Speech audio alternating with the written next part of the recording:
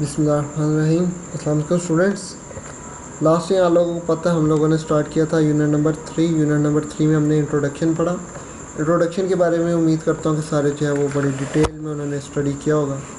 Next हम लोगों ने एक और टॉपिक पढ़ लिया था, वो था सिलेक्शन स्ट्रक्चर। ठीक है, सिलेक्शन स्ट्रक्चर मैंने कहा था बेसिकली सिलेक्शन स्ट्रक्चर होता है कि आपने किस तरह सिलेक्ट करना है कि कौन सी एप्लीकेशन रन होगी या कौन सी स्टेटमेंट प्रिंट होगी या कौन सी लाइन नंबर एग्जीक्यूट होगी। उसमें हम लोगों ने एक स्टेटमेंट पढ़ी थी जिसमें था इफ़ देन। ठीक है, मैंने आप लोगों को बताया था कि इफ़ देन में बेसिकली हमारे पास दो कंडीशन होती हैं कि अगर एक कंडीशन ट्रू होगी तो ये आंसर आना चाहिए, अगर दूसरी कंडीशन ट्रू होगी तो ये। जैसा लेट अस को एग्जांपल लेते हैं कि जी अगर मैं इफ़ के आगे लगा देता हूँ, ठीक है, आप लोगों को यहाँ वर्ड पे लिख के दिखाता हूँ कि जी मैं कहता हूँ जी एक सेकंड,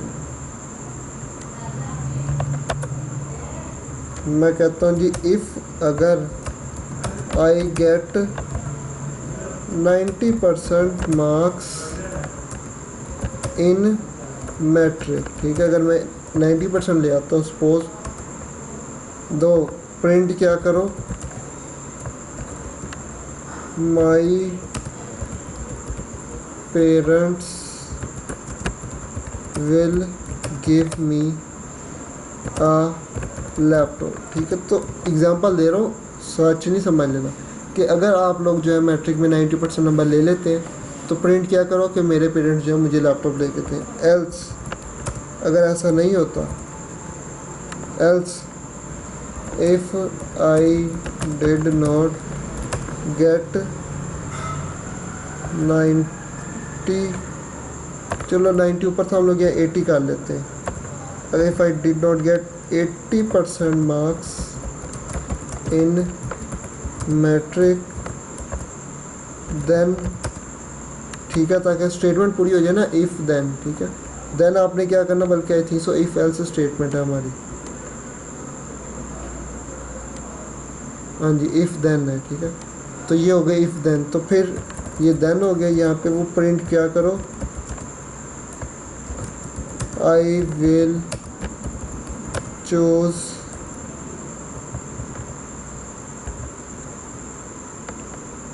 ICS। ठीक है, ये बेसिकली एक इंटरमीडिएट की एजुकेशन होती है, वो बता रहा हूँ।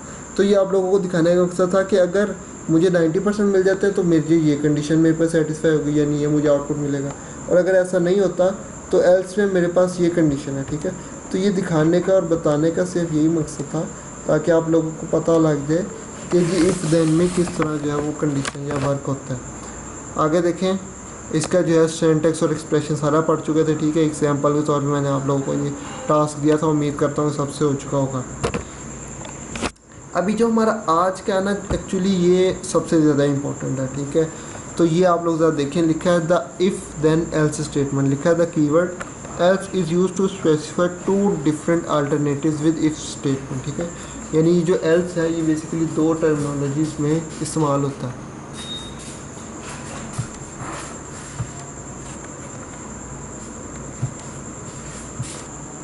अच्छा, तो हम लोग डिस्कस कर रहे थे इफ़ देन एल्स। जो भी हम लोगों ने इफ़ एल्स पढ़ी ना, उसका इसके साथ डायरेक्ट रिलेशन है, इन दोनों का कंपैरिजन, क्योंकि दोनों ऑलमोस्ट सेम है, थोड़ा सा लिटिल डिफरेंस है। इसलिए आप लोगों को जो है ना पिछला लेक्चर थोड़ा सा रिवाइज करता हूँ। इफ़ देन में आप लोगों ने देखा था, ये देखें कि जी अगर एक एक्सप्रेशन ट्रू होगी तो वो इधर और फॉल्स होगी तो इधर। ठीक है, जिस तरह ये हम लोगों ने कर लिया था। लेकिन यहाँ पर ये जो है ना, ये देखें, ये इफ़ एल्स है, ये इफ़ देन एल्स है और ये भी इफ़ देन एल्स है, यानी इसके दो सिंटैक्स हैं। ये देखें, if expression then statement, else statement. Otherwise यहाँ देखें, इफ़ एक्सप्रेशन, ये देखें एक्सप्रेशन यहाँ भी यहाँ भी, देन ये स्टेटमेंट, यहाँ लाइन नंबर है, ये स्टेटमेंट और ये स्टेटमेंट। बेसिकली बताने का मकसद ये है कि ये हमारे पास स्टेटमेंट भी हम लोग लिख सकते हैं और लाइन नंबर भी लिखा जा सकता है। ठीक है, आगे आप लोग ये फिगर को देखें, ये क्या लिखा हुआ है, ये एक्सप्रेशन है, या तो ये ट्रू होगी तो ये स्टेटमेंट आ जानी चाहिए प्रिंट होके, अगर फॉल्स है तो ये। ऐसे मुझे पता है किसी को समझ नहीं आएगी कि यानी किस तरह जो है वो दो दो स्टेटमेंट को प्रिंट करें। इसका जो सही काम आता है ना, इसी एग्जाम्पल पे आता है, ज़रा एग्जाम्पल देखते हैं।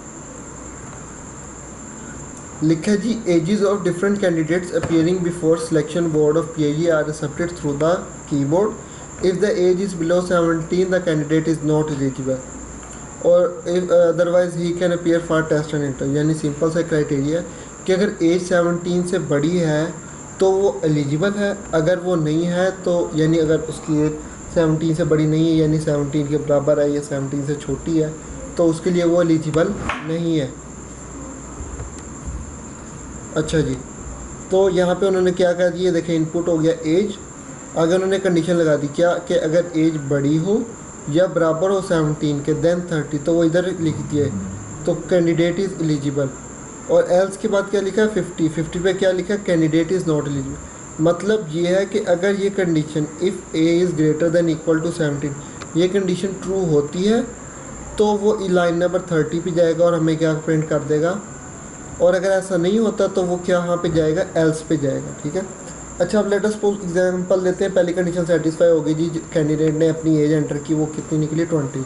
अब 20 पे होगी तो वो क्या करेगा, लाइन नंबर 30 पे जाएगा, 30 पे जाएगा तो कैंडिडेट इज एलिजिबल प्रिंट होकर नज़र आ जाएगा। आगे क्या लिखा है गो टू 60, 60 के ऊपर क्या लिखा है input what you like to input again, यानी डेफिनेटली वहाँ के जो यूज़र है जो बोर्ड है वहाँ पे एक बंदा तो नहीं होगा, नंबर ऑफ़ कैंडिडेट्स होंगे, तो वहाँ पे उन्होंने कंडीशन लगा दी है कि जी आप तो चले गए, आपके बाद जो दूसरा यूज़र आ रहा है वो अपनी एज एंटर करना चाहता है या नहीं, और फिर वो यहाँ पे एज एंटर करेगा। तो और अगर ये कंडीशन ट्रू नहीं होती तो वो लाइन नंबर 50 पे जाएगा, लाइन नंबर 50 पे क्या print candidate is not eligible, ये प्रिंट हो जाएगा, और अगेन वो पूछेगा कि आपके पीछे कोई और बंदा है या नहीं, या कोई और डाटा एंटर करना चाहता है या नहीं करना चाहता। ठीक है, तो ये हमारे पास एक छोटा सा प्रोग्राम था जिसमें इफ़ एल्स थी, इसका आप लोगों को सिंटैक्स पता होना चाहिए, ये फ्लो चार्ट ये फिगर आप लोग कह सकते हैं ये पता होना चाहिए, और ये हमारे पास इसको टेक्निकली समझे कि एक्चुअली काम कैसे हो रहा है। ठीक है, अब ये जो प्रोग्राम बनाया है, ठीक है, इसमें ये लाइन नंबर 50 के बाद मैं डायरेक्ट एंड भी कर सकता था, ये जो उसने ये दो कंडीशन लिखी हैं इनपुट जिसमें आप लोग जो है एज को दोबारा एंटर करवाना चाह रहे हो या नहीं कराना चाह रहे, ये दो लाइनें 60-70 कंपल्सरी नहीं है। तो बेसिकली प्रोग्राम को हमने याद नहीं करना, रट्टा नहीं लगाना, समझ के करें। ठीक है, इस तरह सिंपल ये भी कह सकते हो कि मैं कंडीशन लगा देता हूँ कि इनपुट में मार्क्स कह देता हूँ कि अगर उसके मार्क्स जो हैं वो 80% आएंगे तो वो क्या करेगा FLC चूज़ करेगा, और अगर 80% नहीं आएंगे तो वो क्या चूज़ करेगा ICS चूज़ करेगा। ठीक है, तो इस तरह का भी कंडीशन प्रोग्राम जो है वो लिख सकते हैं। बेसिकली GW बेसिक में आपने अपनी कमांड के ऊपर ही ज़्यादा फोकस करना है ताकि आप लोगों के जो प्रोग्राम है वो ज़्यादा अच्छे हो सकें। ठीक है, तो ये आप लोग देखें,